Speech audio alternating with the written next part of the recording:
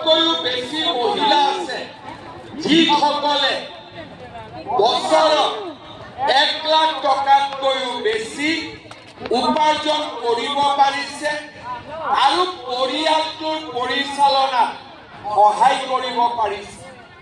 আজি আমি যিমানে গ্ৰুপৰ লগত জড়িত হৈছো বহল পৃথিৱীখনত আমি চিনি পাইছো ল'ৰা ছোৱালী পঢ়ুৱাব লাগে, আমি বুজি পাইছো সামাজিক দায়িত্ববিলাক আমি অনুভৱ কৰিব পাৰিছো আৰু পৰিয়ালটো সমাজখন আৰু গাঁওখনক আগুৱাই লৈ যোৱাত আমি এটা ডাঙৰ অৱদান আগবঢ়াব পাৰিছো।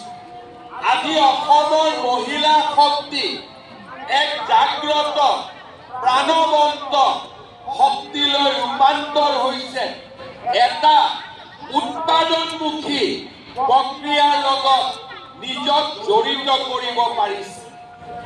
মহিলা আইমাতৃসকলক আগুৱাই লৈ যাবৰ বাবে আমি মুখ্যমন্ত্ৰীৰ মহিলা উদ্যমিতা আঁচনি বা লাখপতি বাইদেউৰ আঁচনিখন আমি হাতত লৈছিলোঁ।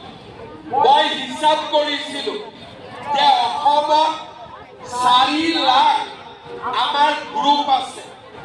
10 গৰাকীকৈ সদস্যক যদি আমি আঁচনিখনত লওঁ আমাৰ অসমত 40 লাখ মহিলা এই আঁচনিখনৰ লগত জড়িত হ'ব আৰু 40 লাখ মহিলা মই যদি প্ৰথম কিস্তিত 10,000 টকা দিব লাগে মোক 4,000 কোটি টকাৰ প্ৰয়োজন হ'ব। প্ৰথমতে মই ভাবিছিলোঁ যে আমাৰ বহুত মহিলাই হয়তো এই আঁচনিখনৰ বাবে আবেদন নকৰিব, মোৰ খৰচ অলপ কমিব।